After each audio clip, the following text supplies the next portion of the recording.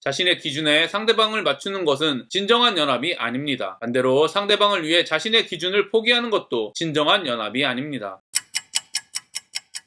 안녕하세요. 바이블 TMI의 마카리오스입니다. 지금은 조금 사그라들었지만 WCC 세계교회협의회 문제는 한국교회에 심각한 분열을 가져왔습니다. 연합을 하기 위하여 생긴 단체로 인해 더욱 큰 분열이 일어났다는 사실은 아이러니하기도 합니다. 그렇다면 여러분은 연합을 어떻게 이해하고 있습니까? 국어사전에 의하면 연합은 두 가지 이상의 사물이 서로 합동하여 하나의 조직체를 만듦 또는 그렇게 만든 조직체입니다. 그리고 연합은 크게 느슨한 연합과 타이트한 연합으로 구분할 수 있습니다. 느슨한 연합이란 생각은 서로 다르지만 한 가지 목표를 위해 모이는 것이고, 타이트한 연합은 모든 생각과 기준을 최대한 일치시키기 위해 모이는 것입니다. 공동체가 크면 클수록 느슨한 연합이 되는 경향이 있고, 작을수록 타이트한 연합이 되는 경향이 있습니다. 그렇다면 성경적 연합은 무엇일까요? 이러므로 남자가 부모를 떠나 그 아내와 연합하여 둘이 한 몸을 이룰지로다. 아담과 그 아내 두 사람이 벌거벗었으나 부끄러워 아니하니라. 24절에 남자와 여자가 연합하여 한 몸을 이루는 것이라는 말씀은 아마도 결혼식에서 가장 많이 사용되는 말씀이 아닐까 생각합니다. 이와 같이 많은 사람들이 이 구절을 결혼의 의미와 연관해서 이해합니다. 하지만 창조 당시에 사람이 오직 두 명이었던 것을 생각하면 연합은 단지 남자와 여자가 연합하는 결혼뿐만이 아니라 하나님이 창조하신 사람의 연합 또한 의미하고 있다고 볼 수 있습니다. 따라서 하나님의 창조의 원리에 따라 결혼한 부부뿐만 아니라 하나님께서 창조하신 사람이라면 모두 연합해야 합니다. 최초의 인간인 아담과 하와는 죄가 들어오기 전까지 함께할 뿐 아니라 서로 연합하여 같은 생각과 같은 것을 원하는 한 몸처럼 살았습니다. 이 말은 25절에 서로 부끄러워 아니했다는 말로 알 수 있습니다. 이들은 오직 하나님이 원하시는 일들을 하나님이 정하신 방법으로 행동했으며 서로 다투거나 비난하지 않고 아끼며 사랑했습니다. 왜냐하면 이들이 소유하고 있던 하나님의 형상이 이런 특징을 가지고 있기 때문입니다. 이를 통해 알 수 있는 사실은 인간이 다른 인간과 올바른 관계를 유지하는 방법은 다른 사람과 함께 할 뿐 아니라 서로 연합하는 것입니다. 제가 생각할 때 이런 연합에 대해 가장 잘 표현한 말씀은 시편 133편입니다. 형제가 연합하여 동거함이 어찌 그리 선하고 아름다운고, 머리에 있는 보배로운 기름이 수염 곧 아론의 수염에 들려서 그 옷깃까지 내림같고, 헬몬의 이슬이 시온의 산들에 내림같도다. 거기서 여호와께서 복을 명하셨나니 곧 영생이로다. 하나님이 창조하신 인간은 서로 함께 해야 할 뿐 아니라 연합해야 합니다. 이것이 하나님이 원하시는 일이고 하나님의 창조 질서입니다. 하지만 잊어서는 안 되는 정말 중요한 사실이 있습니다. 최초에 창조된 아담과 하와는 죄를 짓기 전까지 하나님의 형상을 소유하고 있었습니다. 시편 133편에 기록된 천국의 모습과 같은 연합은 죄가 있는 사람의 연합이 아니라 죄가 해결된 하나님의 형상을 소유하고 있는 그리스도인들의 연합임이 분명합니다. 왜냐하면 성경의 많은 부분이 죄가 있으면 영생을 얻지 못한다고 기록하고 있기 때문입니다. 이처럼 하나님이 원하시는 인간의 연합은 하나님의 형상을 소유한 그리스도인이라는 전제 조건이 있다는 것을 알 수 있습니다. 따라서 24절과 25절에 따르면 인간의 연합, 즉 결혼, 가정, 교회 등의 연합의 전제 조건은 하나님의 형상의 소유입니다. 은혜 받지 않으면 서로 한 장소에서 함께할 수는 있겠지만 연합할 수는 없습니다. 성경은 교회를 보이는 교회와 보이지 않는 교회로 구분합니다. 보이는 교회는 믿는 사람들과 믿지 않는 사람들이 함께할 수 있는 장소적인 개념이라면, 보이지 않는 교회는 거듭난 사람들의 시공간을 초월한 연합을 말하는 개념입니다. 보이는 교회는 그리스도인의 믿음을 지키기 위하여 매우 중요한 곳이지만 인간의 구원을 결정하는 곳은 아닙니다. 반면에 보이지 않는 교회에 소속되지 않았다면 구원에 참여할 수 없습니다. 그리고 오늘 말씀은 보이지 않는 교회의 구성원은 하나님의 형상으로 회복된 그리스도인이라고 말하고 있습니다. 따라서 자신이 하나님의 형상을 소유하고 있다고 믿지 않는 사람이라면 구원에 참여할 수 없습니다. 최초의 세상과 성경이 말하는 목표는 인간이 하나님 안에서 연합하는 것입니다. 하나님의 은혜로 구원받은 모든 사람들은 모두 하나님과 관계가 회복되었습니다. 새로운 본성, 즉 하나님의 자녀로 거듭났습니다. 하나님의 자녀가 모이는 교회는 분리될 수 없습니다. 아니, 분리될 가능성조차도 없습니다. 왜냐하면 모두 하나님 안에서 거룩하기 때문입니다. 그러나 많은 사람들이 생각하는 교회, 즉 세상의 교회는 문제가 조금 더 복잡합니다. 성경에 의하면 세상의 교회 또한 분리되어서는 안 되고 연합에 힘써야 합니다. 그러나 연합을 위한 한 가지 조건이 있습니다. 그것은 바로 그리스도 안에 있는 교회라는 것입니다. 것입니다. 교회가 그리스도 안에 있다면 그 어떤 상황에서도 분열해서는 안 됩니다. 각자의 생각과 기준이 다르다고 서로 높은 자리를 차지하겠다고 분열한다면 그리스도의 몸을 분리하는 것입니다. 반면에 교회가 그리스도 밖에 있다면 많은 부분에서 동일한 생각과 기준을 가지고 있다고 하더라도 분리해야 합니다. 이것은 그리스도의 몸을 분리하는 것이 아니라 사단의 몸에서 벗어나는 것이기 때문입니다. 예전에는 교파 수만큼 하나님이 있다라는 말이 있었습니다. 교파마다 다른 신앙 고백을 하며 서로 싸우기 때문에 생긴 말입니다. 그러나 요즘에는 성도 수만큼 하나님이 있다라는 말로 변했습니다. 서로 다른 개인의 신앙 고백을 모두 인정하는 분위기 때문입니다. 서로 다른 성경의 해석을 모두 인정하는 시대 정신 때문입니다. 결국 그리스도인들의 신앙을 점검하는 기준은 사라졌습니다. 즉 무엇이 본질인지 비본질인지 해석하고 판단하는 기준이 사라졌습니다. 제가 어릴 때 한국교회의 문제가 교리에 대한 무조건적인 찬성이었다면 지금의 한국교회의 문제는 교리에 대한 무조건적인 반대입니다. 이런 현상이 지금의 WCC 문제를 가져왔습니다. WCC를 찬성하는 사람들은 비본질적인 것들 때문에 교회가 분리하면 안 된다라고 주장합니다. 반대하는 사람들은 본질적인 것들을 포기하면서 연합하면 안 된다라고 주장합니다. 누가 맞습니까? 찬성파입니까? 반대파입니까? 제가 생각할 때는 찬성파의 주장과 반대파의 주장 모두 맞습니다. 성경적 연합은 본질적인 부분, 즉 하나님 안에 있다면 비본질적인 것들은 포기하더라도 연합해야 하는 것이기 때문입니다. 하지만 문제는 본질적인 것과 비본질적인 것을 구분하려고 하지 않는 데 있습니다. 즉 연합을 할 수 있는 한 가지 조건, 본질적인 문제에 대한 기준을 논의하려고 노력하지 않는 데 있습니다. 찬성파는 본질적인 것들이 무엇인지 구분하고자 하는 것조차 반대합니다. 반대파는 자신들이 믿는 모든 것을 본질적이라고 생각하며 비본질적인 것이 무엇인지 구분하려고 하지 않습니다. 결국 찬성파와 반대파는 모두 본질적인 것과 비본질적인 것을 구별하려는 시도조차도 하지 않습니다. 토론하지도 않으면서 서로 자신의 주장만 합니다. 계속 평행선을 달립니다. 결국 자신들의 신앙의 기준, 말씀 해석을 분별하지 않고 맞다고 믿기 때문에 상대방은 틀렸다고 하며 하나님의 기준, 즉 본질적인 것이 무엇인지 찾고 점검하는 일에 소홀히 하는 것이 문제라는 것을 알 수 있습니다. 세상의 교회는 사람이 모인 곳이기 때문에 완전할 수는 없습니다. 하나님의 기준을 온전히 성취하는 이 세상의 교회는 존재하지 않습니다. 왜냐하면 이 세상에서 온전한 하나님의 기준을 깨닫고 경험하는 사람은 존재하지 않기 때문입니다. 그러나 한 분의 하나님이 존재한다고 믿으신다면 기준은 하나입니다. 한 분 하나님의 성품으로 거듭난 사람들이 모이는 곳이 교회라는 사실을 믿으신다면 기준은 하나입니다. 그리고 분명히 교회의 구성원인 그리스도인들은 하나의 기준으로 연합할 수 있습니다. 하나님의 영이신 성령님이 함께 하실 때 교회는 하나님의 기준 안에서 연합할 수 있기 때문입니다. 그리고 한 분 하나님은 서로 다른 기준과 성품을 소유한 그리스도인을 하나님의 기준과 성품으로 바꾸어 가시기 때문입니다. 따라서 믿음으로 온전한 하나님의 기준을 깨닫고 경험하기를 소망하는 그리스도인들이 모인 교회라면 본질적인 신앙의 기준을 정하고 점검하기 위하여 노력할 것입니다. 본질적인 신앙 안에서의 연합을 위해 의자를 직선으로 배치할지 대각선으로 배치할지, 주일에 밥을 해야 할지 말아야 할지, 전통적인 형식의 예배를 드려야 할지 열린 예배 형식의 예배를 드려야 할지, 아프리카 선교를 해야 할지 동남아 선교를 해야 할지, 노인 세대 목회를 해야 할지 다음 세대 목회를 해야 할지 등의 비본질적인 부분들은 포기할 수 있을 것입니다. 방법이 아닌 본질에 집중하십시오. 진정한 연합은 하나님의 형상으로 지어진 인간이 죄가 없을 때 가능했다는 사실을 기억하십시오. 인간의 진정한 연합은 서로 인정하고 양보하는 것이 아니라 하나님 안에서, 예수님 안에서, 복음 안에서만 가능하다는 사실을 기억하십시오. 복음 안에 있는 그리스도인은 모두 하나의 기준과 성품, 즉 거룩한 성품으로 변화되고 있다는 사실을 믿으십시오. 믿음으로 새로운 본성, 즉 거룩함이 무엇인지 깨닫고 경험하기 위한 올바른 방향성이 있다면, 복음 안에 있다면 자신의 이익과 불이익에 따라 주님이 몸 되신 교회를 분리하지 마십시오. 자신의 기준에 상대방을 맞추는 것은 진정한 연합이 아닙니다. 반대로 상대방을 위해 자신의 기준을 포기하는 것도 진정한 연합이 아닙니다. 성경이 말하는 진정한 연합은 자신의 기준과 상대방의 기준, 즉 피조물의 기준을 포기하고 창조주이신 하나님의 기준을 온전히 이루는 것입니다. 저와 여러분이 하나님의 기준을 온전히 이루기에 힘쓰는 진정한 연합 안에 함께 하기를 간절히 소망합니다. 오늘도 행복한 하루가 되시기를 바랍니다.